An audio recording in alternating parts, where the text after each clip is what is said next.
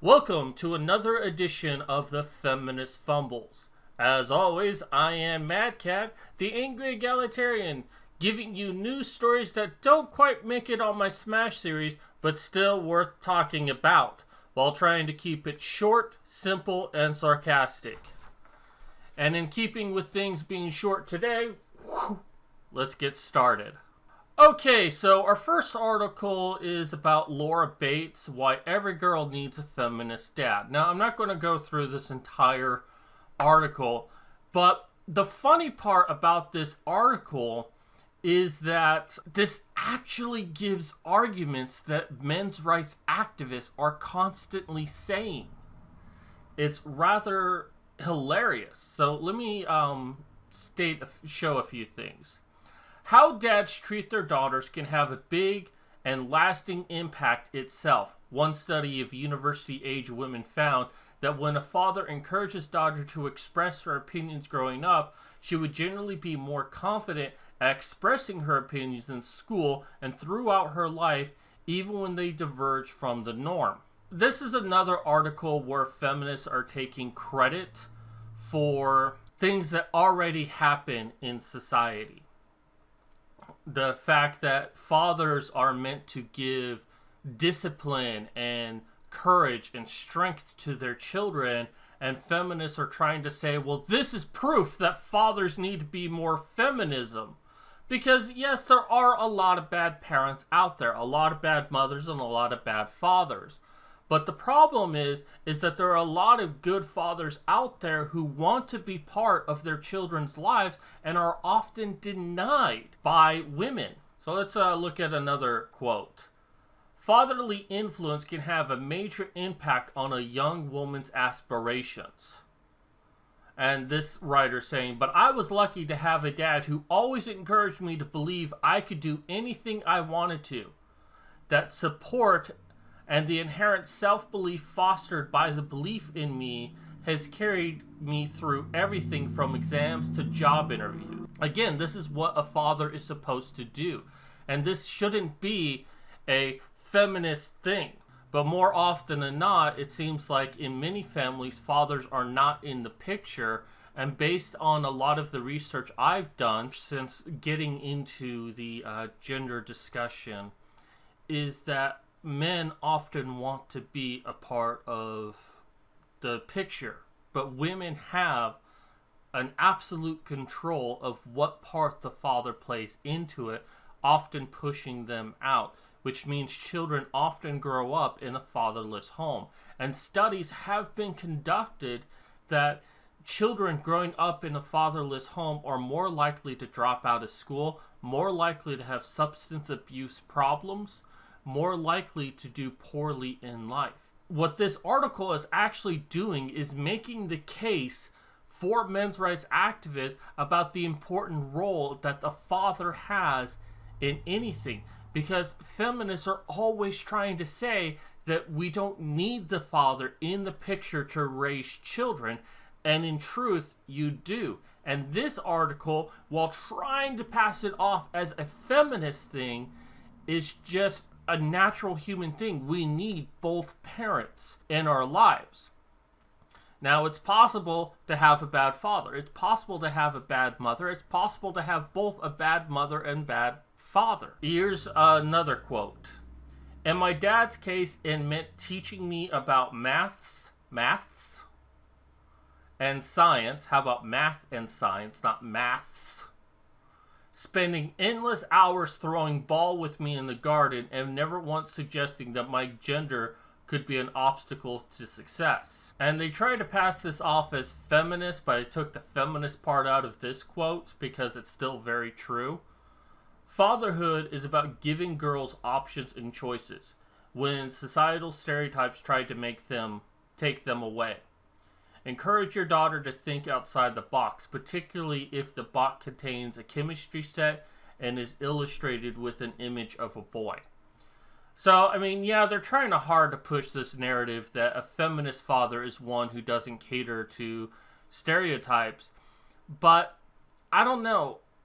Maybe my viewers out there can answer what their experience was with their father and whether or not they really did this, or is it just that feminists want us to believe that non-feminist fathers are really bad when in truth they're not. I don't know. I'm not a father. I can't really answer this question, but it seems to me that many fathers will encourage their children to do whatever they want to do. Now, this was a quote by some guy named Mark. He says, "Many fathers I know have been loath to let their daughters have the freedom to wear what they like, wear makeup, date boys, and so on." Well, yeah. My family, I mean, I wasn't allowed to have a girlfriend pretty much my entire school life. And parents are responsible for their children, and they want them to have certain morals, which is up to the parents on how to decide to do that. And wear what they want. You know, most people don't have the freedom to wear what they want. Oftentimes it's an issue of money, but more often than not, it's because, you know, our work life and our social life demands that we do certain things a certain way. And children need to learn that. At the same time, children are given a lot of freedom to wear what they want. It's just that the things that they really want to wear are having their vagina hang out so everyone can see it, for the world to see it. And a girl like, well, all the other girls are wearing it, and I should be allowed to express myself. And it's like, no, you shouldn't. You know, if you're going to dress like a whore, then don't be surprised if people treat you like a whore. And if parents say they don't want their children wearing makeup or dating boys, that they need to focus on their school work, that's not a bad thing, and yet feminists are trying to make it a bad thing. That girls should be given the absolute freedom to do whatever they want, and their parents shouldn't interfere. So this article then kind of goes into the importance of empowering women and things like that, and really starts getting away from the topic of fathers. And that, you know, the end result is that women should be empowered and have more freedom in life and blah, blah, blah. So let's go ahead and jump to our next article, Why Women's Workspaces Are a Feminist Issue. First, this person is talking about TV trope of splitting like a home or a room or an office down the line, and this half I'll do whatever I want, and that half you do whatever you want. I don't know why she really starts with this thing here and then goes into I Love Lucy's, but then starts to talk about office spaces. And I guess a decade ago there was a survey that was stating that women having photos of family members was unprofessional and anti-feminist. A feminist, this is your own movement here. Take a good look at where you came from. Because nowadays, feminists would say, well, this is really misogynistic that women can't have pictures of their family up, when it's your own movement that said that it was anti-feminist to have pictures up of your family. Writer goes on and says that, well, she talked to some of the women in an office and found that they do, yes, indeed, have pictures of their family up, and some of the reasons why they do it. To please your colleagues, to basically get an approval or a compliment. Do it to impress your colleagues. Do it because you feel it's expected of you, or you don't do it at all because you don't feel that you should. So there are a lot of different reasons why anyone does anything in this life, but the one thing this doesn't actually go into is, why is this a feminist issue? Why is the issue of workspaces and why women put up pictures of their families a feminist-only issue? It doesn't make sense to me. Good one, Guardian, at a complete failure. Moving on, we got actually two articles on this specific issue, but it's from Bustle, was about 2 weeks ago, but it's on a new technology called Vasogel. Now, for those who don't know, Vasogel is basically the equivalent to the pill. It's going to be a birth control option for men. And basically what it's going to be is that they're going to inject something into the vas deferens that will still allow fluid to go through, but prevent sperm from going through. So you're still going to ejaculate during sex, it's just there's going to be no semen in you.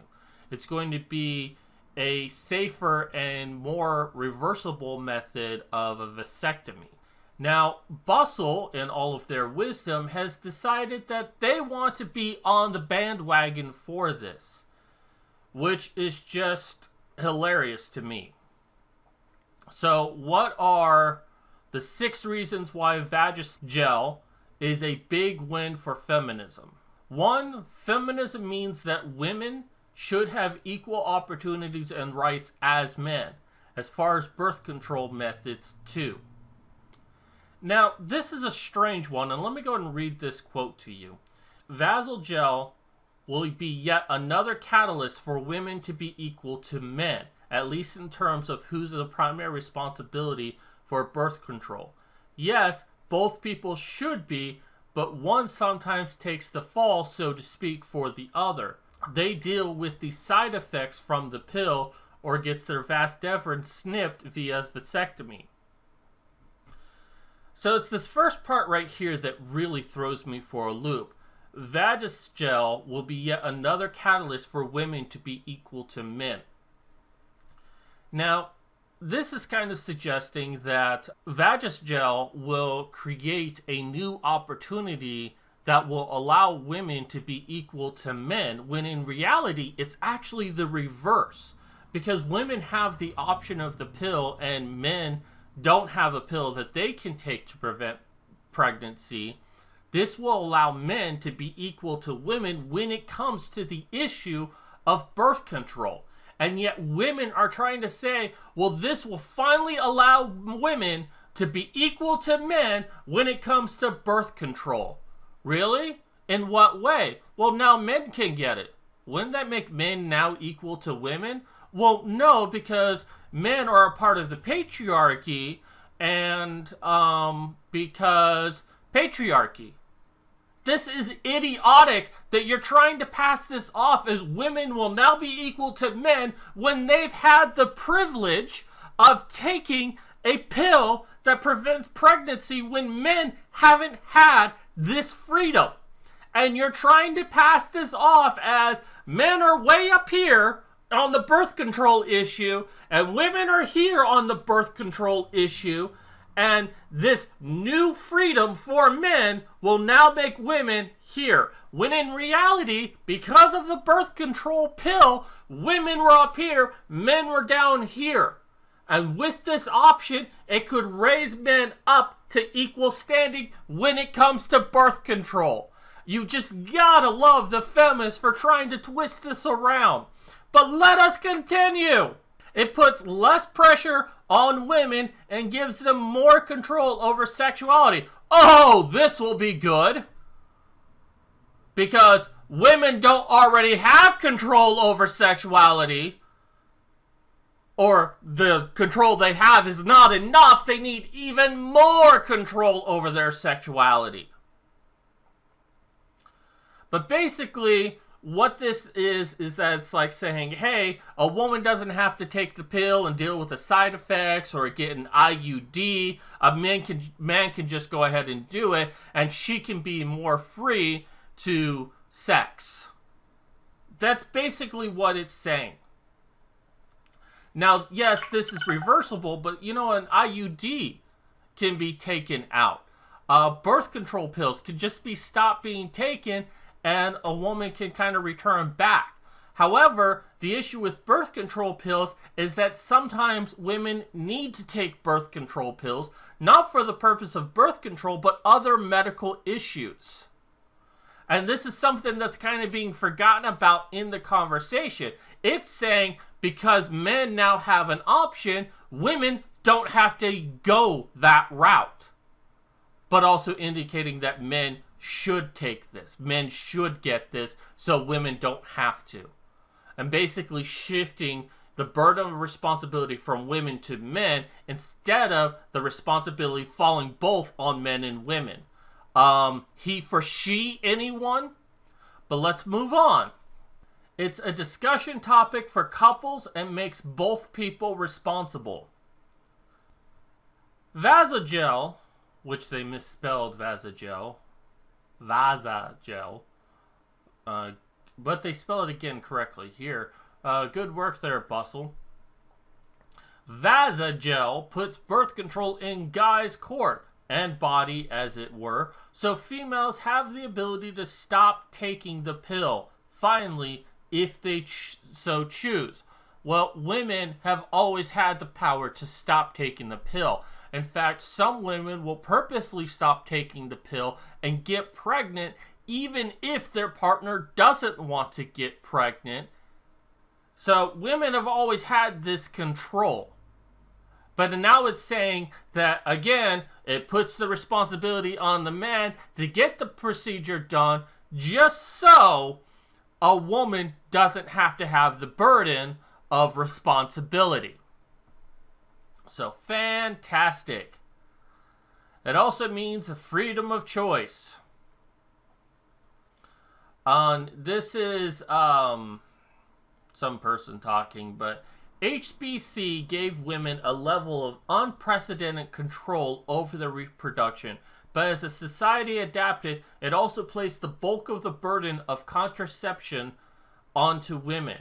Vasogel has the potential to free women from the burden, particularly in situations where either cost or regressive laws may limit access to HBC, thereby eliminating one of the more persistent domestic inequalities that women suffer. Oh yeah, they suffer that one, as we'll show in just a moment. But here's the kicker, is that men have suffered an inequality here. Because, right now, if I went to a doctor, more than likely, they would not give me a vasectomy. I am 36 years old, more likely not to have children in my lifetime. And I've come to accept that. However, a doctor may say, well, you may change your mind later, and it's difficult to reverse it, so we're not going to allow you to do it. Even though I'm quite certain right now, I don't want to do it. And I don't even have, and even in that situation, be like, well, what if I decide to just freeze my sperm and use that when I want to conceive a child instead of just, having a loaded gun? And more doctors will still say no to that. So an 18-year-old male who does not want to ever have children doesn't get the freedom to get a vasectomy. He has to pretty much wait until he's an older man, has already had children, and in many cases, his wife signs off on it. So there is already an inequality there. Now, my concern with Vasogel will be treated much the same way as a vasectomy, that men will not be able to get this procedure done because most doctors will not want to do it because, once again, well, you may decide that you want to have kids and it's just going to be too cumbersome to go through this whole thing. How about you just wear condoms for right now and then come back and decide if maybe we can decide if you should get this or not. And basically blow them off. And I'm thinking that's what's going to happen, because that's already what happens with vasectomies. And of course, it's about time. Now, this one I'm really laughing about, and I'll show you why in just a moment. It's a big moment for feminism because medical science has a very long history of making women's bodies the object and problem of its research and just brushing aside these side effects. I know from talking to medical science colleagues that male birth control research is not viewed as being prestigious as female birth control. Really? Vagisil should have been on the market decades ago, but the patriarchal medical establishment has deprioritized it. Oh my fucking god! Are you fucking kidding me? Feminists think that the medical establishment deprioritized it because they'd rather focus on women? Are you fucking kidding me? Oh, they decided to focus on women instead of men, and this is patriarchal. The patriarchy is a system designed by men for men. And now you're using the tired excuse, well, it also hurts men. Then why would they give women birth control when many of the patriarchy dislikes having women having the pill? You know, dislikes the idea of, hey, you know, some of these birth control methods are actually killing the fetus. They're against the idea of abortion, but the patriarchal medical establishment gave women the birth control pill in the 60s and has refused to give it to men because they deprioritize it. Are you fucking kidding me? No, this was an article from not too long ago, but it kind of speaks volumes about the issue. Now, see, while the latest scientific breakthrough may be new, the general concept of the male pill is not. In the 1970s, Brazilian endocrinologist Dr. Elsmir, can't say that name, developed one of the first ever male pill prototypes made from all natural cottonseed. It didn't go down too well with the pharmaceutical companies for obvious reasons. Hardly a money spinner if the local health shop can produce a no-frills version for half the price. But it also suffered social resistance. When launched at the 1974 World Health Conference in Budapest, religious groups voiced concerns and feminists staged a boycott, storming the presentation and demanding that only women, not men, should be making choices about parenthood. Oh, but I hear what you feminists are saying. Well, that was back then, and that doesn't represent the modern incarnation of feminism. Really? Because, you know, not long ago, Jezebel dubbed the idea of whore pills for men, and Angela Phillips wrote in The Guardian, the bigger issue behind the development of contraceptive pills for men is that women risk losing control of contraception. She goes on to say, but instead of reading it here, I'm going to show you the article just for proof that it does exist. Is the male pill good for women? And first line right there. The big issue behind the development of contraceptive pill for men is that women risk losing control of conception. There we go. This is an actual article. Now, it's from 2006, so it's about 10 years old, but you can't tell me that the modern version of feminism has radically changed in 10 years. And this is the part that the other article was quoting. While we are transfixed by the idea that men might at last be able to share the loss of libido, weight gain, and general grumpiness, which so often accompany pill taking for women, we are in danger of losing track of the bigger issue, control of conception. The pill gives women control of fertility, control of the fertility tap. She decides when to turn it off, but just as important, she decides, after discussion we hope, when to turn it back on. Yeah, you hope, but it often doesn't work that way. So you talk about the patriarchy deprioritizing it? No, it was feminism that pushed for it to be deprioritized. So don't give me this bullshit of the patriarchal medical establishment when it focused on women's health over men's health, which is what feminism has demanded and has supported. Even when we bring up the issue that more money is given to women's health than men's health, feminists have no problem with this. But now in the issue of a male contraceptive, now you're on the bandwagon of, it's about time that you've done it. We've been waiting for it. Bull fucking shit. And it's a win-win for everyone involved. Blah, blah, blah. So let's look at their second article, which was about 2 weeks ago. What Vasogel means for feminism. So Bustle is doubling down on this issue. They really want to be on the popular side of the male birth control. It opens up the birth control dialogue. Now, here's a great part. Birth control isn't discussed as much as it should be between hetero couples. Other than, do you have a condom whispered, it's all pretty silent. Female birth control may still be a bit of an enigma to men. A lot of them like to shrug it off as the thing that makes women crazy and something that affects women when a woman gets her period.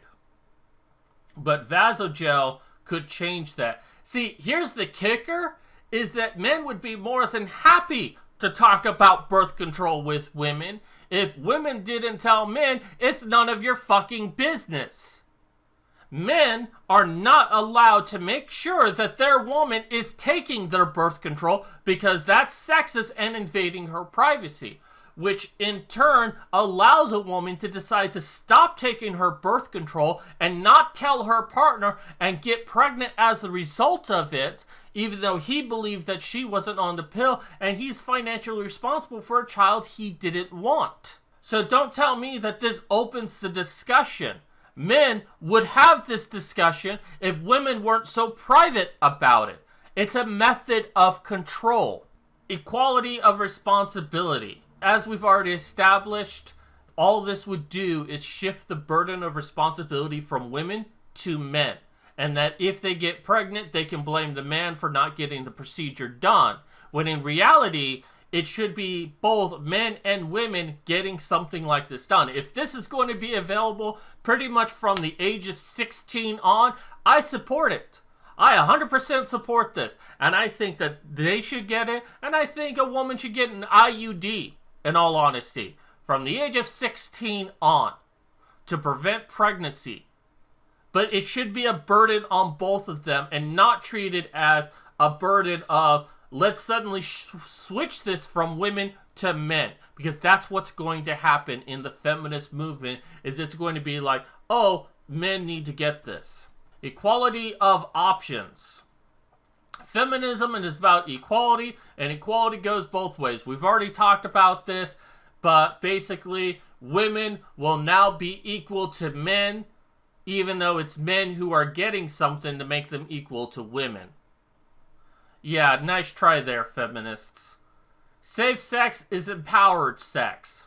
Now, here's another thing that these articles are really talking about is, well, now men won't need to get a condom and they can just get this procedure. And it's like, well, you know, I don't 100% trust something like this. But more than that, condoms prevents the spread of STDs. And if you're banging a chick that you just met, you better double bag that shit. Feminists are treating like, well, now men and women can have unprotected sex and women don't need to foster with responsibility since now the man can. And women can be absolutely free while men can't. And that's really all this is. So anyways, that's going to do it for me today. Thank you for coming out for this show. Be sure to subscribe down below, hit the likes button, and share it on your favorite social media site to get more people to be watching this. Also check in the description down below. You'll see my Twitter account. Follow me there. Say, hey, I like your show. Or if you didn't like the show, say, hey, you're a piece of crap. You know, it all works out. And also check out my Patreon down below. I'm trying to raise money to get help with some medical issues that I have. I am disabled and have post-concussion syndrome. There may be a procedure that can help me, but it's not really covered by insurance, so I have to pay for it out of cost, but it's going to be a lot of money. Now, if you don't feel comfortable doing that, consider buying my book. Now, there's a link that'll take you to this page. The first book, Journey to Darley, is free. Absolutely free. You can download it, read it. If you like it, consider leaving a review for it. If you really like it, consider buying book number 1, Templar 5. It's only $2.99, takes 1 month after this. It's about vampires in a medieval era in France, killing humans at an alarming rate, and 5 nights are all that stand between humanity and annihilation. Or, if that doesn't help you, listen to this. Buy my book! Buy my book! Buy my book! Buy my book! That's annoying, isn't it? Anyways, that's going to do it for me. This is Mad Cat signing off.